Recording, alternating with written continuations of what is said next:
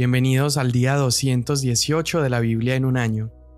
Hoy terminamos el libro de Daniel, estamos leyendo los capítulos 10 al 12 y el Salmo 62. Daniel 10. En el tercer año de Ciro, rey de Persia, un mensaje fue revelado a Daniel, a quien llamaban Beltsasar. El mensaje era verdadero y acerca de un gran conflicto. Él comprendió el mensaje y tuvo entendimiento de la visión. En aquellos días yo, Daniel, había estado en duelo durante 3 semanas completas. No comí manjar delicado, ni entró en mi boca carne ni vino, ni usé ungüento alguno hasta que se cumplieron las 3 semanas. Y el día 24 del primer mes, estando yo junto a la orilla del gran río, es decir, el Tigris, alcé los ojos y miré, y había un hombre vestido de lino, cuya cintura estaba ceñida con un cinturón de oro puro de Ufaz.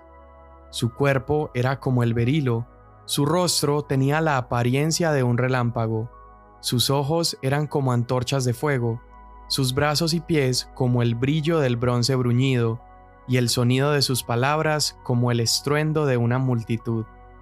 Y solo yo, Daniel, vi la visión.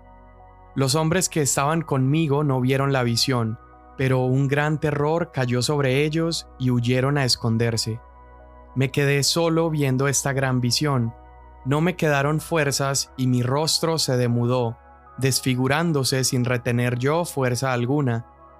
Pero oí el sonido de sus palabras, y al oír el sonido de sus palabras, caí en un sueño profundo sobre mi rostro, con mi rostro en tierra. Entonces una mano me tocó, y me hizo temblar sobre mis rodillas y sobre las palmas de mis manos. Daniel, hombre muy estimado, entiende las palabras que te voy a decir y ponte en pie, porque ahora he sido enviado a ti, me dijo. Cuando él me dijo estas palabras, me puse en pie temblando. Entonces me dijo: No temas, Daniel, porque desde el primer día en que te propusiste en tu corazón entender y humillarte delante de tu Dios, fueron oídas tus palabras, y a causa de tus palabras he venido. Pero el príncipe del reino de Persia se me opuso por 21 días, pero Miguel, uno de los primeros príncipes, vino en mi ayuda, ya que yo había sido dejado allí con los reyes de Persia. Y he venido para darte a conocer lo que sucederá a tu pueblo al final de los días, porque la visión es para días aún lejanos. Cuando habló conmigo estas palabras, volví mi rostro a tierra y enmudecí. Y uno semejante a un hombre tocó mis labios. Entonces abrí mi boca y hablé, y dije al que estaba delante de mí: Señor mío, a causa de la visión me ha invadido la angustia, y me he quedado sin fuerzas. ¿Cómo podrá pues este siervo de mi Señor hablar con uno como mi Señor? Porque a mí en este momento no me queda fuerza alguna, ni tampoco me queda aliento. Entonces el que tenía semejanza de hombre me tocó otra vez y me fortaleció, y me dijo: No temas, hombre muy estimado, la paz sea contigo, sé fuerte y aliéntate. Cuando habló conmigo recobré las fuerzas, y dije: Hable mi Señor, porque me has fortalecido. Entonces él dijo: ¿Sabes por qué he venido a ti? Ahora vuelvo para luchar contra el príncipe de Persia, y cuando yo termine, el príncipe de Grecia vendrá. Sin embargo, te declararé lo que está inscrito en el libro de la verdad, pero no hay nadie que se mantenga firme a mi lado contra estas fuerzas, sino Miguel, el príncipe de ustedes. Y en el primer año de Darío el Medo, yo mismo me levanté para serle fortalecedor y protector. Ahora te declararé la verdad. Se levantarán 3 reyes más en Persia, y un cuarto rey obtendrá muchas más riquezas que todos ellos. Cuando éste se haya hecho fuerte con sus riquezas, provocará a todo el imperio contra el reino de Grecia. Se levantará entonces un rey poderoso que gobernará con gran autoridad y hará lo que le plazca. Pero cuando se haya levantado, su reino será fragmentado y repartido hacia los 4 vientos del cielo, no a sus descendientes, ni según el poder que ejerció, pues su reino será arrancado y dado a otros fuera de ellos. Entonces el rey del sur se hará poderoso, y uno de sus príncipes se hará más poderoso que él y dominará. Su dominio será un gran dominio, y años después harán alianza, y la hija del rey del sur vendrá al rey del norte para hacer el pacto, pero ella no retendrá su posición de poder, ni él permanecerá con su poder, sino que ella será entregada junto con los que la trajeron, con el que la engendró y con el que la sostenía en aquellos tiempos.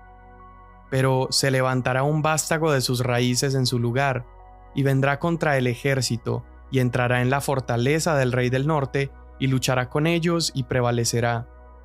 Aún sus dioses, sus imágenes fundidas y sus vasijas preciosas de plata y de oro, los tomará y se los llevará a Egipto, y por algunos años él se mantendrá lejos del rey del norte. Y éste entrará en el reino del rey del sur, y luego se volverá a su tierra.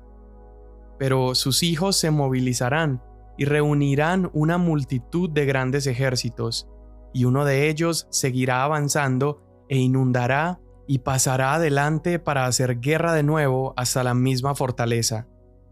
El rey del sur se enfurecerá y saldrá y peleará contra el rey del norte, y éste levantará una gran multitud, pero esa multitud será entregada en manos de aquel. Cuando se haya llevado la multitud, su corazón se enaltecerá y hará caer a muchos millares, pero no prevalecerá. El rey del norte volverá a levantar una multitud mayor que la primera, y después de algunos años avanzará con un gran ejército y con mucho equipo. En aquellos tiempos, muchos se levantarán contra el rey del sur. Los violentos del pueblo también se levantarán para cumplir la visión, pero caerán.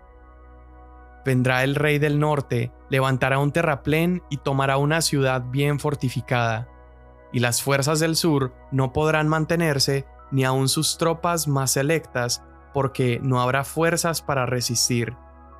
Pero el que viene contra él hará lo que quiera, y nadie podrá resistirlo.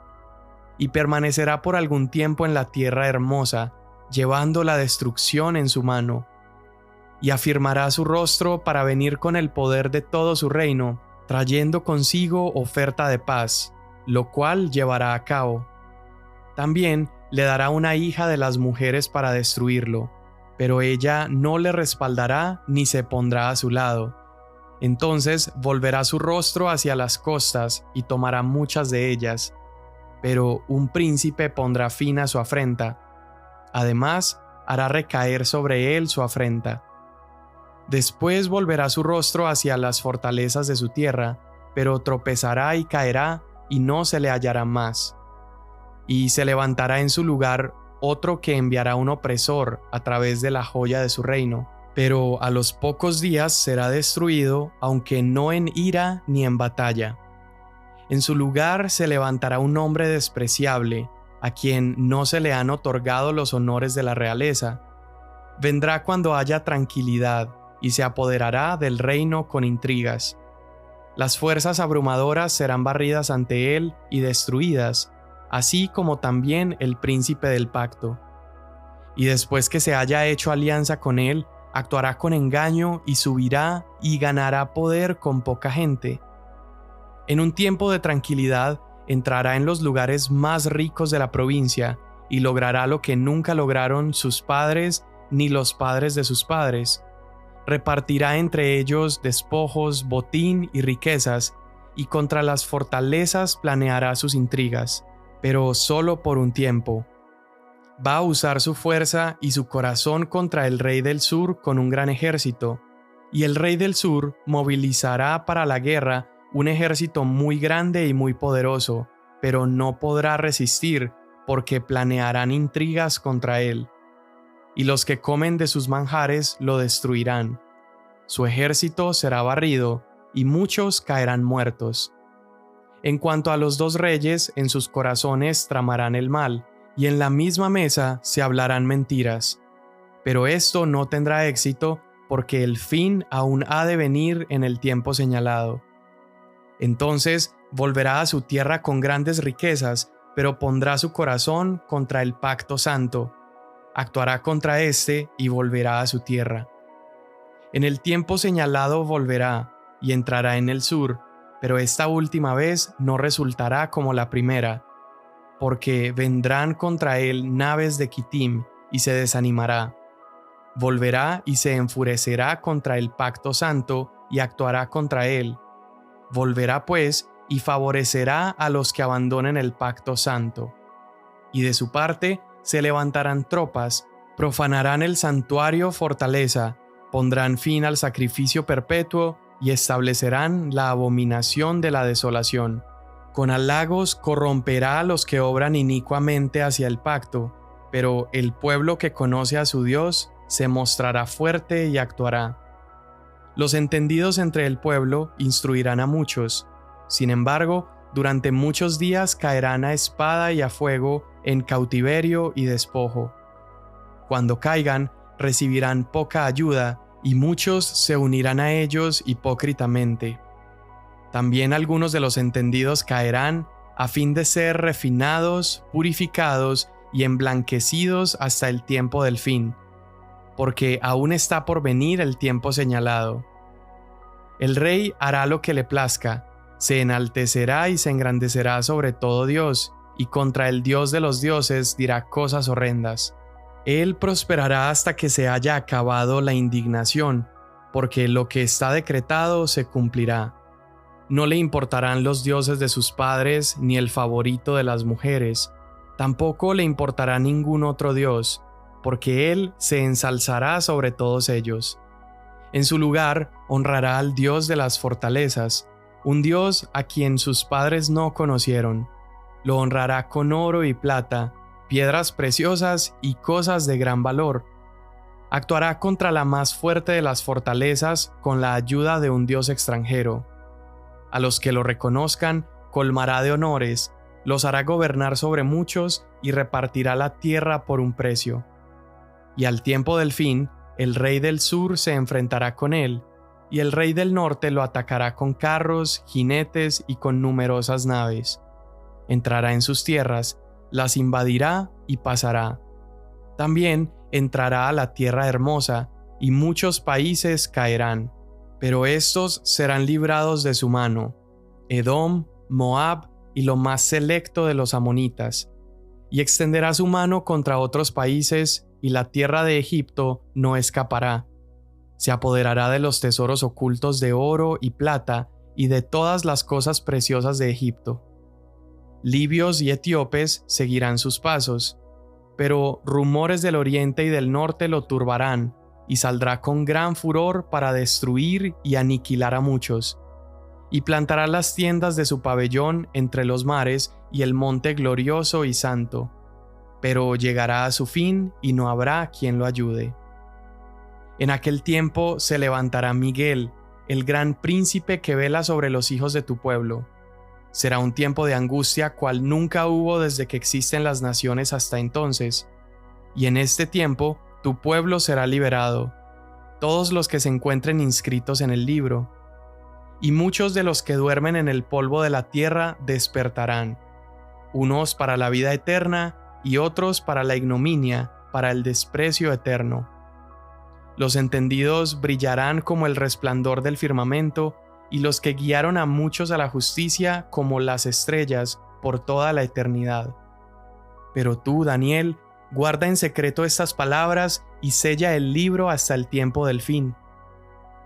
Muchos correrán de aquí para allá, y el conocimiento aumentará. Entonces yo, Daniel, miré, y vi que otros dos estaban de pie, uno a este lado del río y el otro al otro lado del río. Y uno de ellos dijo al hombre vestido de lino que estaba sobre las aguas del río: ¿Para cuándo será el fin de estas maravillas? Y oí al hombre vestido de lino que estaba sobre las aguas del río, que levantando su mano derecha y su mano izquierda al cielo, juró por aquel que vive para siempre, que será por 3 años y medio.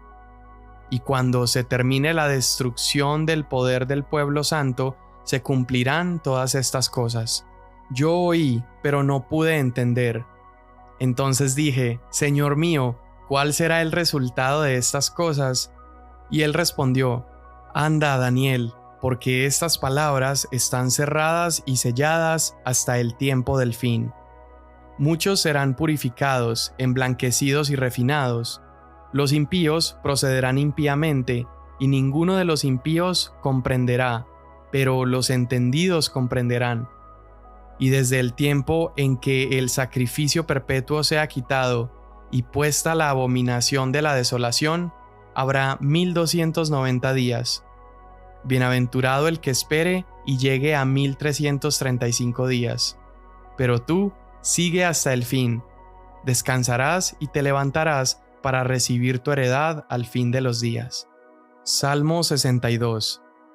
En Dios solamente espera en silencio mi alma, de Él viene mi salvación. Solo Él es mi roca y mi salvación, mi baluarte, nunca seré sacudido. ¿Hasta cuándo atacarán a un hombre todos ustedes para derribarlo como pared inclinada, como cerca que se tambalea? Ellos solamente consultan para derribarlo de su eminencia. En la falsedad se deleitan. Bendicen con la boca, pero por dentro maldicen. Alma mía, espera en silencio solamente en Dios, pues de Él viene mi esperanza. Solo Él es mi roca y mi salvación, mi refugio, nunca seré sacudido.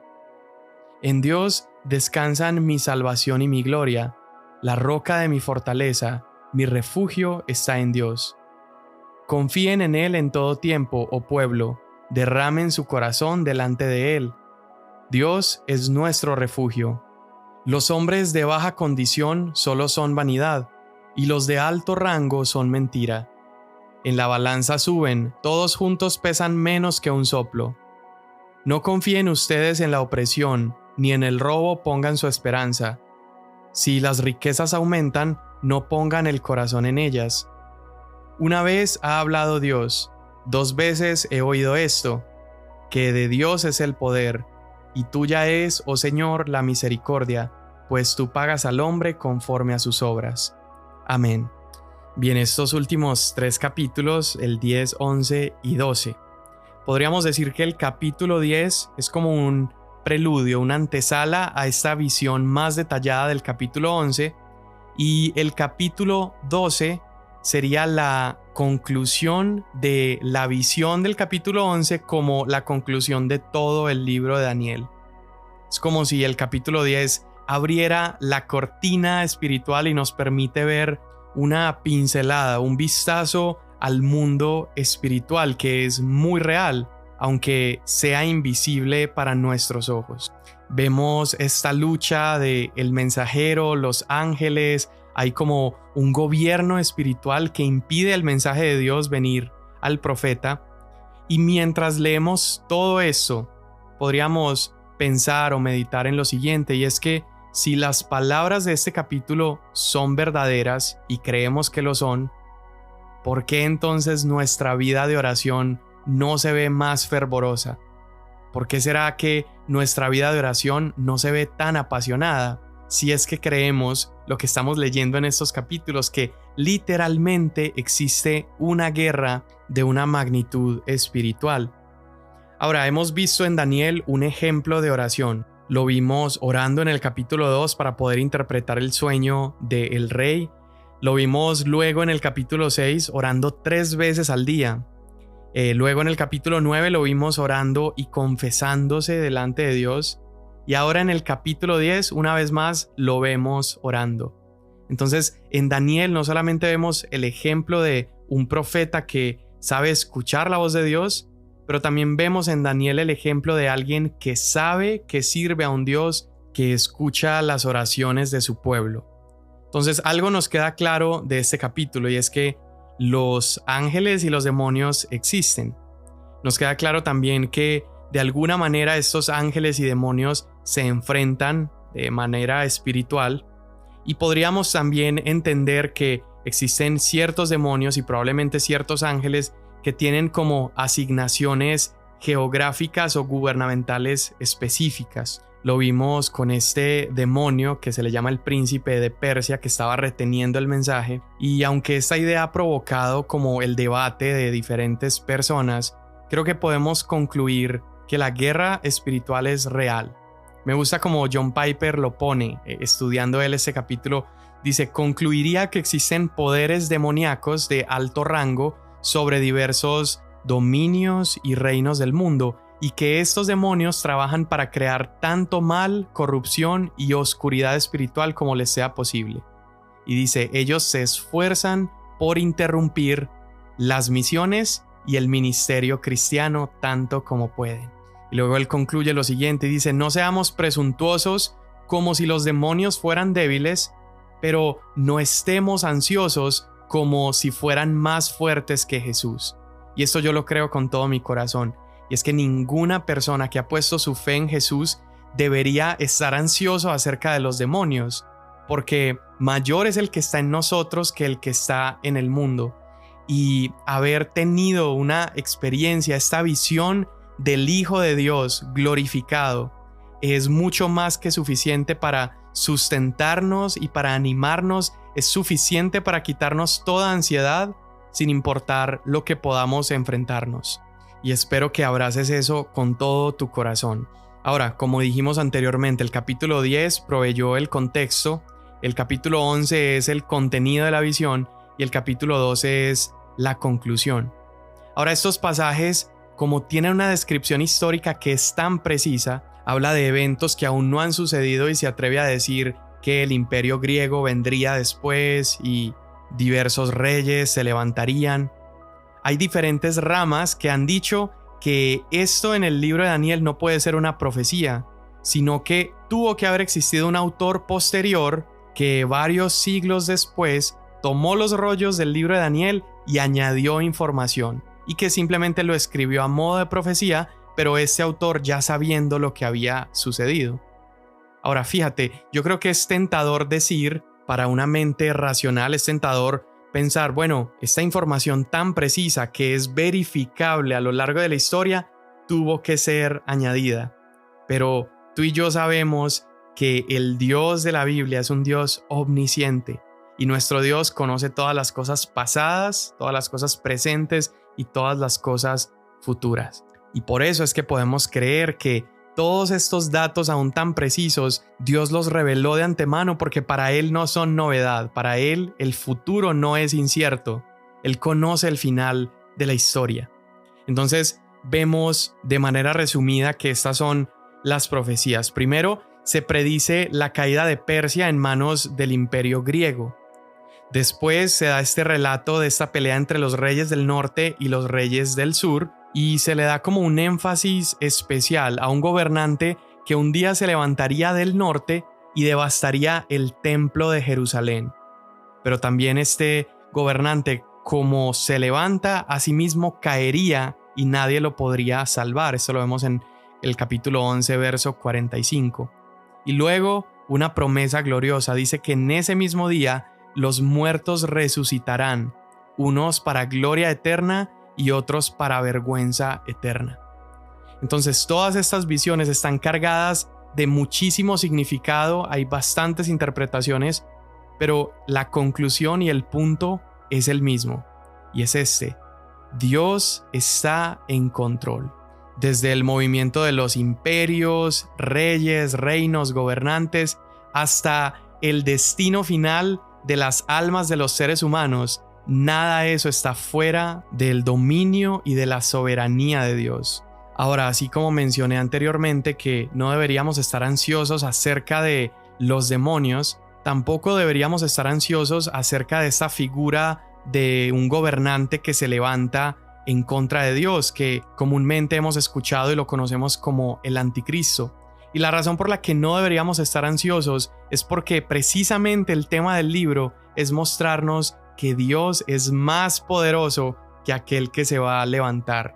Vemos incluso que este pasaje que habla acerca de este gobernante tuvo ya un primer cumplimiento, y esto ocurrió con Antíoco Epifanes, que fue un rey que gobernó más o menos desde el 175 a.C. hasta el 164, y durante su reinado se cumplieron algunas de las palabras de estos pasajes, porque él terminó llevando a cabo esto que se conoce como la abominación desoladora que escribe el libro de Daniel, y es porque este rey lleva a cabo una persecución religiosa contra los judíos impresionante, pero también profana el templo de Jerusalén. Y esta profanación que él llevó a cabo fue horrible. Él prohíbe el culto judío, pero además de eso sacrificó en el altar del templo de Dios, sacrificó cerdos, profanando así el altar y el templo y siendo una blasfemia impresionante. Ahora, no solamente hizo esto, sino que levantó una estatua de Zeus en el templo del Señor. Y esto fue percibido por los judíos como el cumplimiento de por lo menos la primera parte de esta profecía de Daniel capítulo 11. Ahora, la segunda parte de la profecía entendemos que es algo que sucederá en el futuro y tiene que ver con la resurrección de los muertos, y lo que debe traernos esperanza es precisamente lo que Daniel nos está mostrando, que así como después de Antíoco vino Cristo Jesús, Él fue aquel que nos reveló al Padre, nos mostró su grandeza, murió por nosotros, abrió un camino para que estemos con Él y luego ascendió a los cielos. De la misma manera será en su segunda venida. Habrán aquellos que se levanten, habrá esta figura blasfema que quiera traer opresión al pueblo de Dios, pero una vez más veremos la victoria de Jesús. Daniel capítulo 12 termina una vez más con esta visión de este hombre majestuoso que está vestido de lino y está caminando por encima de las aguas, y con sus manos extendidas al cielo declara acerca de su autoridad sobre todas las cosas. Este hombre majestuoso que Daniel está viendo es una cristofanía, es una aparición preencarnada de Jesús, y lo que está haciendo es transmitir esta gloria, esta grandeza de Dios, pero está principalmente para mostrarnos que Él es el Señor de la historia. No estos reyes, estas bestias que vimos en las visiones de Daniel, no son estos gobernantes y tiranos. Incluso el anticristo no es aquel que tiene el control sobre la historia, sino Cristo Jesús. No deberíamos olvidar que es Jesús aquel que gobierna sobre los reinos humanos, y es aquel a quien deberíamos exaltar y es aquel en quien deberíamos confiar. Algunas personas han tenido el temor de pensar, es que ¿cómo sabremos distinguir a Jesús? Es que ¿qué tal si somos confundidos cuando aparezcan estas figuras y estos gobernantes? Bueno, solamente falta comparar. Acerca de este gobernante en Daniel 11 se dice que él será despreciado o aborrecido, mas Jesús es el deseado de las naciones. El anticristo será engañoso, Jesús está lleno de verdad. El anticristo odia y aborrece el pacto santo de Dios. Nuestro Rey Jesús ama el pacto de Dios. Uno profanó el templo, el otro limpió y purificó el templo. Uno de ellos abolirá los sacrificios, pero Jesús realizó un sacrificio efectivo una vez y para siempre. El anticristo perseguirá al pueblo de Dios, mas Jesús refinará y purificará al pueblo de Dios. El anticristo se exalta a sí mismo, mientras que Jesús se humilla a sí mismo. Uno de ellos blasfema acerca de Dios y el otro glorifica a Dios. Uno vendrá haciendo la guerra y el otro es el príncipe de paz. Y finalmente deberíamos llenarnos de esperanza sabiendo que el anticristo tendrá un reino que terminará. Sin embargo, Jesús, nuestro Dios, reina para siempre. Entonces estaremos seguros mientras exaltemos a ese humilde carpintero de Nazaret. Señor, hoy te damos tantas gracias por tu palabra. Gracias porque podemos ser asombrados, maravillados, Señor, con el valor profético que tiene tu palabra, porque podemos ser asombrados, Señor, porque aún si no lo entendemos todo, el mensaje nos queda claro, y es que tú gobiernas sobre todo. Incluso gobiernas sobre aquello que no puedo comprender, y eso me da seguridad.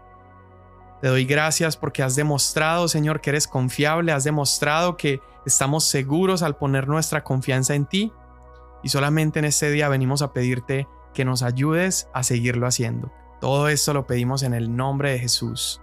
Amén. Mañana nos vemos.